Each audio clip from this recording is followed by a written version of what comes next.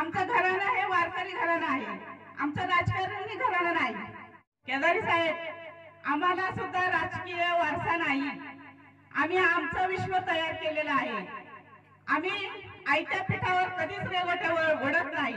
आणि राहिला वसा वारशाचा प्रश्न, कोणाला जोडीत मिळालेलं नसतं, नशिबाचा भाग असतो। आणि साहेबांना जर संपवायचं असेल तर काम करून संपवा, त्यांच्यासारखं समाजासाठी झटायला शिका। आतापर्यंत 400 या आदिवासी भागामध्ये फिरतात त्या सुनीताई बोराडे यांना विनंती करतो, आपण या ठिकाणी येऊन आपलं मनोगत व्यक्त करायचे।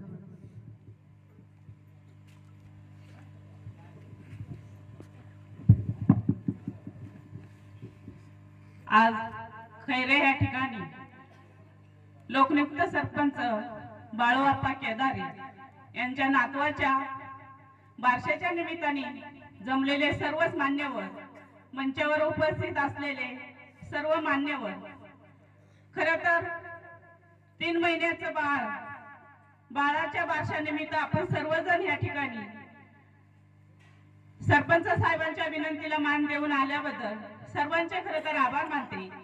आणि बाळाला त्याच्या पुढील वाटचाली त्याला आमच्या सर्व बोराडे परिवाराकडून, आमच्या देवळे गावचे बरेचसे ग्रामस्थ या ठिकाणी आलेले आहेत, त्यांच्या सर्वांकडून मी बाळाला शुभेच्छा देते। आणि डॉक्टर केदारी साहेब या ठिकाणी बोलले, केदारी साहेब, आम्हाला सुद्धा राजकीय वारसा नाही।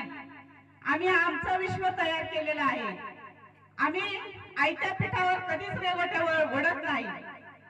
तुम्ही सर्वजण आमच्या सोबत आहात, तुमची सर्वांची साथ घेऊन पुढे जायचं आहे।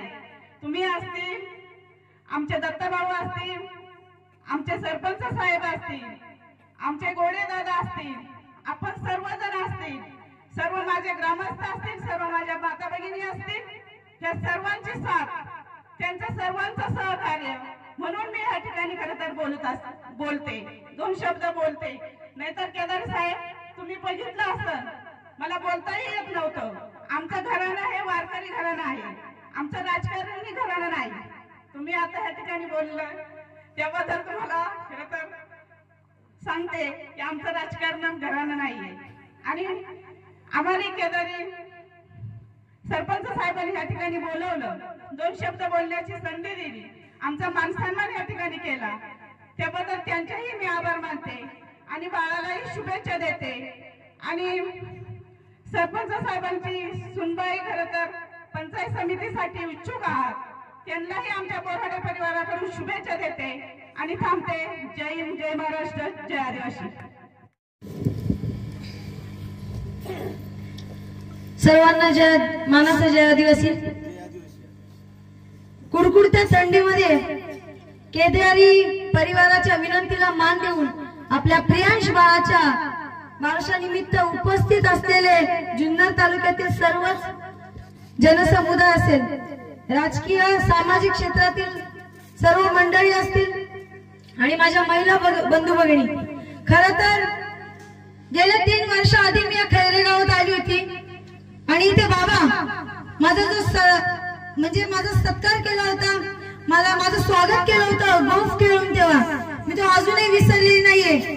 तोच आदर, तोच सन्मान मला आज पुन्हा बघायला मिळाला। खरं तर बाळापणाबद्दल सांगायचं म्हटलं तर ही अशी माणसं आहेत की जीवाला जीव देणारी आणि राजकारणाच्या पलीकडे जाऊन समाजासाठी, आपल्या समाजासाठी एकमेकांच्या खांद्याला खांदा लावून एकत्र लढणारी माणसं आहेत। जसं आता सर्वजण इथे उपस्थित झाले, आपल्या बाबांनी सांगितलं की आता राजकारणाचं काय म्हणतात रणधुमाळी चालू झालेली आहे। खरं तर मला सांगायचं असं वाटतं की सगळेजण इच्छुक आहेत, पण येटाळणी आल्यावर फक्त 5व्या बारशे वगैरे करणं चुकीचं आहे। आणि जो माणूस पावसाळा बघत नाही, हिवाळा बघत नाही, उन्हाळा बघत नाही, जो आपल्या समाजासाठी फिरत राहतो, खरंच मी माझे आदर्श आमचे लांडे साहेब, त्यांचं खरंच करावं तेवढं कौतुक खूप कमी आहे। कारण त्यांनी अशी आपली माणसं अशी जमा म्हणजे खूप प्रेमाने आणि आदराने ही माणसं आत्मसात केलेली आहेत आपल्या समाजामध्ये, ज्यांच्यामुळे या इथे बसलेल्या महिला बंधू भगिनी आहेत. आज आम्ही खुर्चीवर बसतोय तर तो मान फक्त तुम्ही आम्हाला दिलेला आहे आणि त्याचे आम्ही ऋणी आहोत. तिथे बसलोय ते फक्त तुमच्यासाठी. आता बाबांनी मगाशी सांगितलं, साहेबांनी सांगितलं वाटतं की आपण निवडून देऊ प्रतिनिधी सर्व आपलेच असतील आणि काम करून घ्यायची, कान पिळून घ्यायची जबाबदारी तुमची असेल. पण मला वाटतं की लांडे कुटुंब ज्या वर्षाने ज्या वारशाने काम करत आलेलं आहे तर तेवढी वेळ लागणारच नाही. माझ्या माणसांनी बोलायच्या आधी त्यांचं काम झालेलं असेल. आणि राहिला वसा वारशाचा प्रश्न, कोणाला जोडीत मिळालेलं नसतं, नशिबाचा भाग असतो. आपण जे प्रतिनिधी निवडतो किंवा ज्यांचे आदर्श घेऊन आपण पुढे चालत असतो, शिवसेनेचे ठाकरे साहेब असू देत किंवा राष्ट्रवादीचे पवार साहेब असू देत, अजितदादा पवार असू देत, हे सर्वांना सुद्धा वारसा लाभलेला आहे. पण आपण म्हणतो का नाही, ते कामं करतात आपली, आपण म्हणून त्यांचा आदर्श घेऊन पुढे जात असतो. त्याच्यामुळे कोणी या बाबतीमध्ये परत कधी बोलू नये की मिळालेलं नाही आणि असं मिळालेलं तसं मिळालेलं नाही. शेवटी प्रत्येकाच्या संघर्षाचा प्रश्न असतो. लांडे साहेब सुद्धा गरिबीतून वर आलेले आहेत, त्यांनी स्वतःचं साम्राज्य उभं केलेलं आहे. मला जास्त काही बोलायला आवडत नाही, मी बोलते तेवढं मोजकच बोलते. इथे उपस्थित सर्वांनीच आपापल्या मनोगत व्यक्त केले, अजून करणारही आहेत. पण मला कधी पूर्ण मनोगत व्यक्त करायला होतच नाही, कारण मी सगळ्यांच्या बोलण्याचा विचार करत असते. कारण एकमेव असा माणूस आहे जो आपल्यासाठी अहोरात्र झटत आहे, आपल्या समाजासाठी. त्याला साथ सगळ्यांची आहे. तुम्ही सर्वांनी उचलून घेतलंय डोक्यावर. आणि मी म्हणणार नाही मी काही केलं नाही. माझं लग्न झालं तेव्हा माझ्याकडे काही नव्हतं, जेवढी माणसं होती माझी घरची होती, माझे नातेवाईक होते.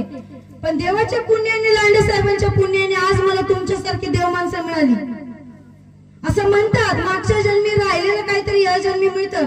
आणि हे माझ्या माणसांचं, मला या माणुसकीचं आणि प्रेमाचं गबाड मला या जन्मात मिळालं. याच्यापेक्षा जास्त चांगलं या जन्मामध्ये मला काहीच भेट नसू शकतो. ही माणसं गमावली ती मी लांडे साहेबांमुळे. सगळ्यांना असं वाटतं काम करत नाही, काही काम झालेलं नाही, काही नाही. माझं एकच मत आहे, लांडे साहेबांना जर संपवायचं असेल तर काम करून संपवा. त्यांच्यासारखं समाजासाठी झटायला शिका. कारण देवराम लांडे तेल लावलेला पैलवान आहे, तो कधी कोणाच्या हातात येणार नाही. ना कामाच्या बाबतीत, ना विकासाच्या बाबतीत, ना कोणाला संकट येईल तिथे धावून जाण्याच्या बाबतीत, कोणाला अडचण आली तर त्याला मदत करण्याच्या बाबतीत कधी मागे न हटणारा नेता. म्हणून आज माझा आदर्श आहेत माझे सासरे.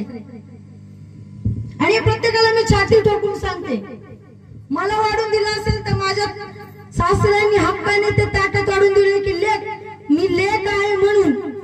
60 वर्ष वय झालंय साहेबांचं, 60 वर्ष वय झालंय, तरी पण आपल्या समाजासाठी मान वर करून नेहमी आपल्या छातीवर समाजाचं नाव ठेवून फिरतात. माझी विनंती आहे आपल्या समाजाला की त्यांची मान कधी खाली जाऊन देऊ नका.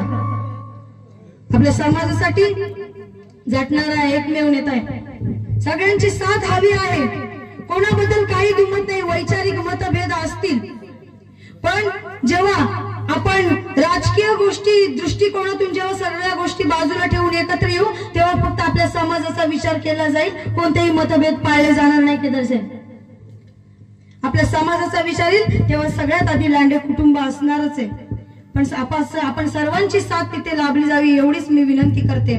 आणि आपल्या प्रियांश बाळाच्या नामकरण विधीसाठी इथे उपस्थित सर्वजण आले, सर्वांचे मनापासून आभार मानते. मला इथे माझे मनोगत व्यक्त करण्यासाठी जी संधी दिली त्याबद्दल केदारी परिवाराचे खरंच मनापासून आभार मानते आणि थांबते. जय हिंद, जय महाराष्ट्र, जय आदिवासी.